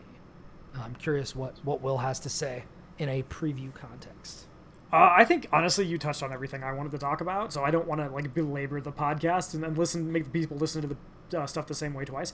I do think the way that it's doing, like you said, kind of like dealing with the legacy stuff is very interesting, and when I have spent more time with it when we do the review, I'm eager to talk about that. But as of right now, Brian, I think you've got it. I think you covered it. Yeah. Well, there you go. I'm the only opinion that you need to hear on this game. I mean, he's correct on this one. Like, what can I say? The man has good taste in beat 'em ups. If he says it's true. He's a fellow. He's a fellow Streets of Rage enjoyer. He's a fellow Toads in Time 2 enjoyer. Yeah. But yeah, it's good. It's a good one to keep your eye on. I'm trying to let me see. Double Dragon Gaiden Rise of the. When is it coming out? I think it said it's coming out on the 27th. Yeah, planned release date July 27th, 2023. So next week sometime. So that is next Thursday. So we don't record until the Friday after that. So the planned review discussion for this is on the 31st, Monday the 31st show. So I am excited about that. But yeah, all I can say right now is I recommend it. And we'll get into the nitty gritty more when that time comes. So, but yeah, I recommend it. Is there anything else that we want to touch on before we close it out for this week? That's all I got. Well, I think that covers just about it. Do we want to touch on the FTC stuff, or is that too big a topic? I think that's too big of a topic. I think we can briefly do it if you want to. If you want to spend like maybe 5 minutes just telling the people what happened. Mm-hmm. Kris, you want to leave it, or you want to take it away? Let's do it. We'll do a lightning round of it, I guess.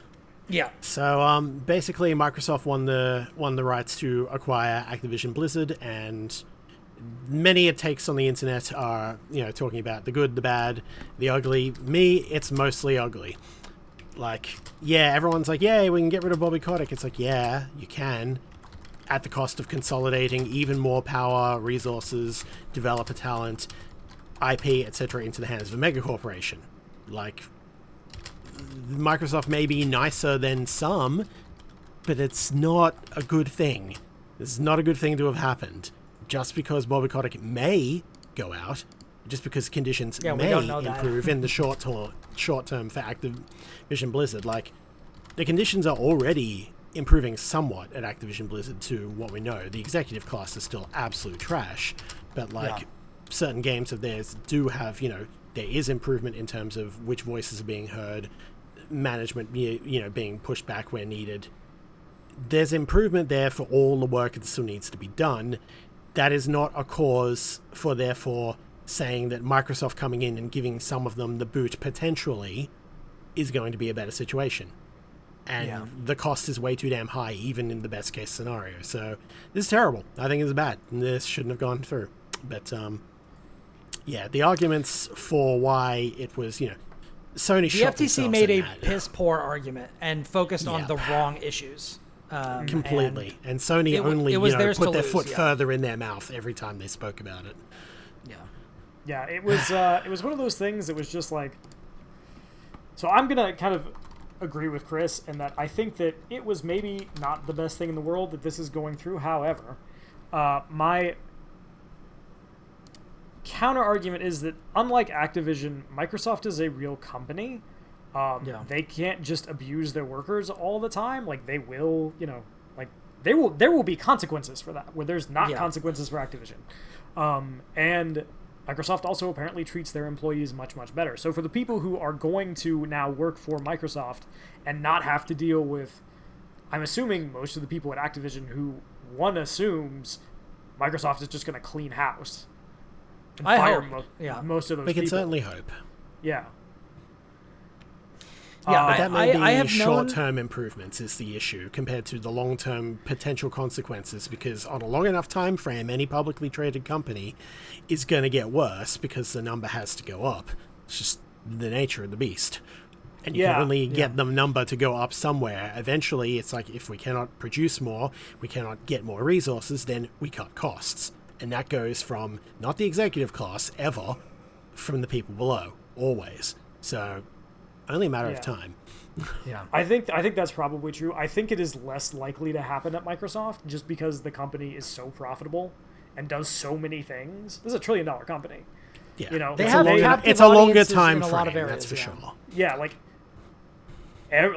Windows is still like the biggest operating system. Like, people use their cloud services. People use a lot of the stuff that Microsoft makes for good reason. Right, it's everywhere. It's fairly easy to use. Well, you can argue about whether or not they're good services.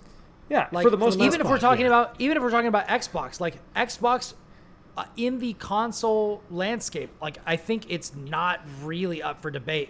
Xbox offers the best services. Yeah, I think that's true. The online infrastructure and Game Pass is still a ridiculously good deal. So yeah. So, I think. Is it a reasonable concern? Yes. However, I think that it's also just kind of a fairly unique position where, like, could Microsoft do some bad things? Absolutely. Have they done bad things in the past? Absolutely. Do I think the Xbox division is going to necessarily do really bad things with these people or with these IPs or whatever? I don't think so. Not in the short term, no. Yeah. I'll give you... That is certainly it. My concerns are larger in the grand scheme of, just mega corporation consolidation. It's like, this is not what we need. Yeah. This is definitely not what we need. But, short-term improvement? Yeah, probably. Hopefully. And I think it's also, like, it's very interesting because I feel like, and maybe this is me Monday morning quarterbacking, and maybe I'm wrong. But to me, what this feels like is like in a vacuum they wouldn't have done this, but like it's come out during discovery for this case that Sony tried to acquire exclusivity for Starfield. They tried to acquire exclusivity for Call of Duty. They've gotten platform advantages for all of these things. All of the things that people said in court, what if Microsoft does this? PlayStation has literally been doing for years. Yes, the only difference is they don't own them. Yeah, And the difference is they don't own them, and they're also, if you consider the narrow scope of like premium consoles, which I think is garbage, and PlayStation is in number one. Like, you know, Yeah, I the think only that reason somebody we came out- didn't hate them the same way we hated Epic doing all their exclusivity stuff is because the Epic Game Store was complete trash with no functionality, whereas the PS4, PS5, whatever, has not been. It's like, oh well, it sucks that it's exclusive, but hey, I have a good library of other good stuff. The consoles are generally solid. You're better off getting those than most of the equivalents. It's like, okay, fine, Yeah. begrudging acceptance, as opposed to why Epic is just worse. So, you know, Yeah. and yeah, but And- as you say, But And yeah, I think the other thing is that, you know, Microsoft has talked about, like, you know, Call of Duty is going to be on PlayStation, at least for the foreseeable future. Maybe have been in forever. writing, yes. Yeah, like, they've talked about, like, you know, other things. Like, it's not like, you know, I think in terms of, like, who can play your games, Microsoft owning a company is much better than Sony owning a company, because if Sony owns a company, it's going to be on PlayStation until, like, 3 or 4 years later, and the port may be terrible, and then we'll just go to PC, right? Microsoft is Microsoft and it'll is not probably going to just go to Epic. and Yeah. Microsoft is not going to be like, yeah, if we make a StarCraft 3, you can't play it. You have to buy an Xbox. That's not happening. That's not going to happen. Because Microsoft has been putting all of their first-party games on Steam, which is the most ubiquitous, most widely available, most compatible platform for their games. The current Xbox is the most unnecessary console to have ever been created because literally everything they've made is multi-platform, Yes, which is fine. But You're that's there for the good ecosystem. for everybody else. Yeah, It is. You're there for the ecosystem and because you like the controller or the whatever. But they're still making it available to you even if you don't. It's like, yeah, okay, we'll take your money however we can. That's fine. You know? Yeah, Yeah. And Yeah. the nice So thing I agree. is, Oh, go ahead, Will. oh, my final thought was, like, because these games are cross-platform, like, you can play Sea of Thieves with your buddies on PC. You can play Halo with your buddies on PC. I'm imagining, you know, all those things are going to continue to be true for whatever they do with the IPs that they're going to acquire. And I think the other thing is, Sony does not seem to have interest in most types of video games. Really, they just want to make, they like, really The don't. Last of Us over and over and over again, and, like, Horizon over and over and over again. And the prestige Sony game is all Yeah. they seem to care about for the time being. There's The very prestige little game. approach of anything. And, like, if you like those games, great, more power to you. I hope you have a good time. But I don't particularly like those games, and I would like to see other things. And so I think... Even if I do like one or two, I don't like only that game, you know? Yeah. Yeah, exactly. And I think so, you know, if we're talking about, like, publishers buying dev studios, like, I would rather see not Sony have those IPs, because at least with Microsoft, I believe that there's a chance that we might see them again, whereas Bungie is never going to make another single-player game, ever. Yeah, unfortunately. So Sony has their playbook, and they're not trying to expand because it's working for them, and because the Sony fans are interested in what they are doing, and they are bought into what they are doing. One of the things that I said earlier that I legitimately believe is that I think that right now, I think that Xbox definitely has the best spread of any platform holder. Mm-hmm. Like I think that the highs are probably still highest for Nintendo. When they really nail it, I think that Nintendo games are, like, transcendent in a way that almost no other games are. But now that they have Blizzard under their belt, Xbox might be able to match that, actually. And they have It way depends. more... Do you get Diablo 4 Blizzard or do you get Overwatch 2 Blizzard? This is the other that's the thing. You get both. Yeah, that's what I was gonna say. I think we're gonna get both. Yeah, there you go. But yeah, I think that this is interesting, and another potential counterpoint to this that I think is interesting is that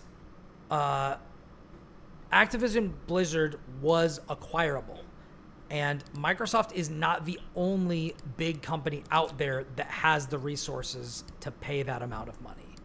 You could get somebody like, you know, Tencent or something like, you know, I don't know. well, I don't know. think Embracer now. has the Embracer money. probably doesn't have that much money, but they have been scooping up a hell of a lot of stuff. So They've been scooping up smaller things. They're not going to spend True. $80 billion. I don't know if, God, wasn't there like a gaming branch of Alibaba where they were going into that? That's a huge multimedia conglomerate overseas. So like if they decide, because I think they're huge in mobile gaming, and they're definitely big in like just media in general, TV and films and things like that. If they decide to get into it, then like obviously they could do that.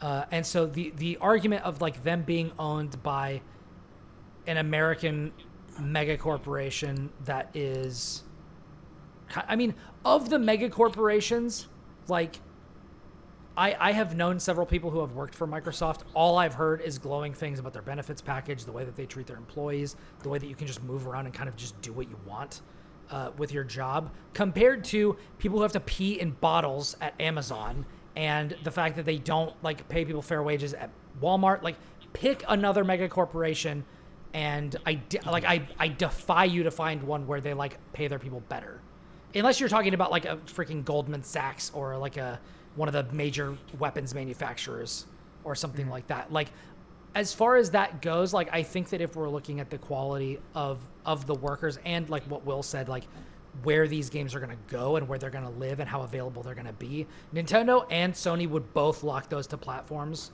and maybe let them loose later. I think that Microsoft is going to probably treat them the way that we as game consumers and game preservation enthusiasts would want it to be done. Like, you know, and Phil, who knows whether they'll honor this in the future, but Phil has come out and said that like with future iterations of the Xbox, he wants people to be able to believe in their purchase decisions and to know that Microsoft is going to respect those in the future, which means that they're going to try not to delist things, make things not available, just lock off backwards compatibility, these sorts of things. honor your previous generation purchases, keep it all consolidated. Exactly.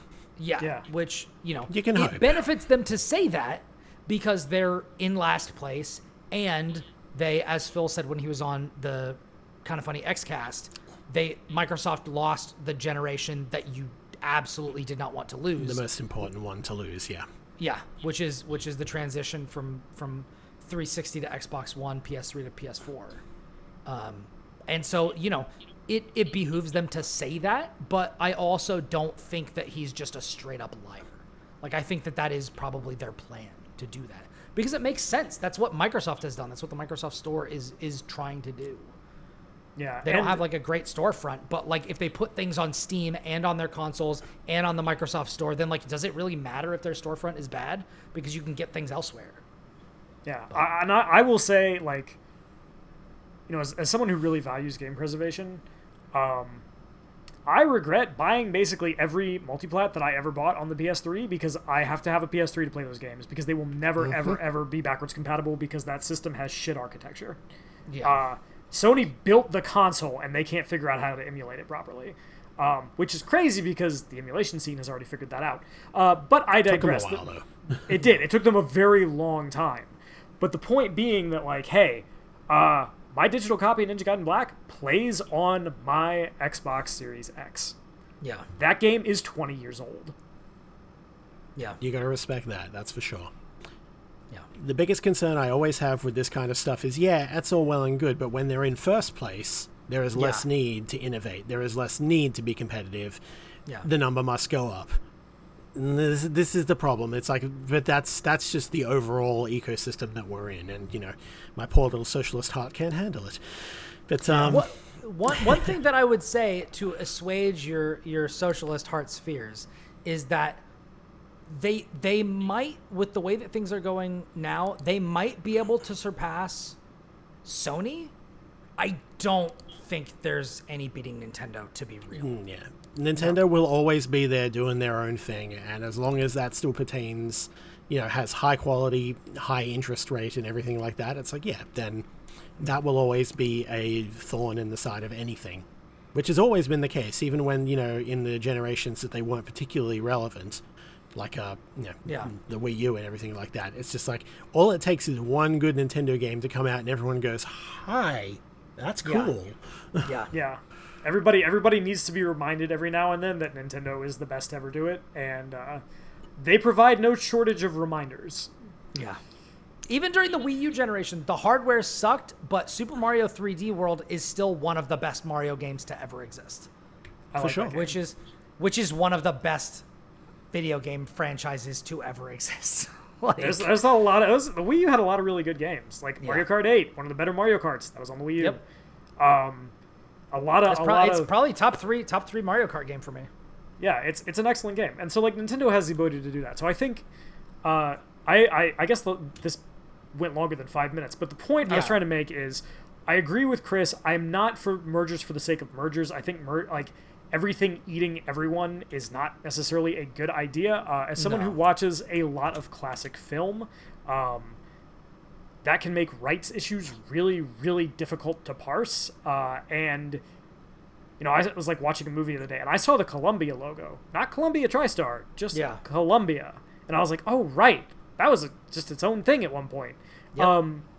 And so I think that mergers are very problematic, and they lead to a lot of really bad stuff. In this case, I'm going to try to be optimistic. I would like Microsoft not to buy any more publishers. And I would like to see less consolidation in general, which I think is going to happen because eventually AAA gaming being unsustainable is going to hit a wall, and a lot of people are going to lose a lot of money. But unless they listen to us and make their games shorter. Yeah, and their dev time shorter, and they release more often. Make your games shorter, pay your people better, lower your budgets. There's no reason for games to cost $200 million. Like they don't have to be exploitative. They don't, to both the workers and the consumers. They don't. They really don't. You give a good product, we will show up. It's how it is. I'll put it this way. Control is better than basically all of those games that we were talking about, and that game cost a fraction of that. It's because Remedy knows how to budget. Remedy is a very, very budget, because they're a small company. Yeah. They have to be budget conscious, right? They don't. Yeah. They're not owned by a big publisher. They don't have like Big Daddy Warbucks Microsoft being like, here's your dollars, here's your dollars. They don't have the safety net. Yeah. Remedy for most of their games has $5 a dream and some duct tape, right? Like they have to figure out how to make it work. Duct tape it was the same with Obsidian in the past. Yeah. And they largely did, and people still remember those games fondly because they're good games, and you can do that. And I think the other thing is, like, once you get into the budgets that are that big, you have to make a game that appeals to everyone. And can someone tell me where the fun is in the Horizon games? Because you spent $200 million and I don't see any fun. So that's it's not great. Where did the money go? Marketing. I mean, it looks gorgeous. It went to marketing. They tightened up the graphics on level 3. Yeah, they did, and it looks fantastic. But I don't know. It's a good thing that you love Horizon so much, because we got 16 more things coming in the Horizon universe. You'll love to see it. I truly love when developers and publishers just go out of their way to save me money. It makes me so happy. Yeah. Sadly, the best thing about that franchise passed recently. So. Yeah, like, I have no interest in this. You make as many as you want. Thank you for my wallet. Thanks. You guys have a good time. Yeah. There's plenty of other great games, as we've been talking about, that are worth our money. So, yeah. So, I've got like 300 hours of Baldur's Gate 3 ahead. Like, I don't need the extra time spent elsewhere. Go away. That's fine. I'm not playing any of these 16 Horizon games because I've got 17,000 endings to get in Baldur's Gate 3. And I'm going to see every single one of them. Listen, boys, we have bears to lay down by the fire, okay? Oh, yeah. It's true. Like, that bear... If the question, is, does the bear fuck? The bear fucks. And we need to be supportive of Larian for giving the people what they want, which is something I never knew I wanted, but then I saw it and I laughed so hard that I started crying. So thank you, Larian. For giving us the sexy bear. There is actually so much more to that scene if you go into the details and know the characters involved, that is great in terms of like writing up and how good it is, like as a character thing. Has nothing to do with the actual bear fucking, but that's what everybody latches onto, and it's hilarious because God, it's funny, the layers. Well, listen, I The mean, bear the thing layers, that allows as you you to will. use the term bear fucking in a video game is very funny. And literally, not Literally. not in the like homosexual community term bear, like literally, like a grizzly bear. like a Literally bear shape-shifted elf druid man, yes. Yes. into a bear. He lives in the woods. That kind of bear. So anyway, it's funny. Thank you, Larian, for doing God's work. I'm sorry / thank you, Mikey. Keylok in the chat just sent a smiley face. Thank you, Mikey. I just need someone to make a video game that recreates the dolphin sex scene from Johnny Mnemonic, and Oh my god, I've never seen that movie, and now I know there's dolphin sex in it. All right, here we go. I think so. It's been a hot minute, but I believe that there was dolphin sex. Fun fact: anyway. if you want to see dolphin sex, you can definitely see it on an episode of Drunk History, which you should definitely be watching because that show is amazing. Yeah, but anyway, good, funny things, good. More funny things, please. Yes.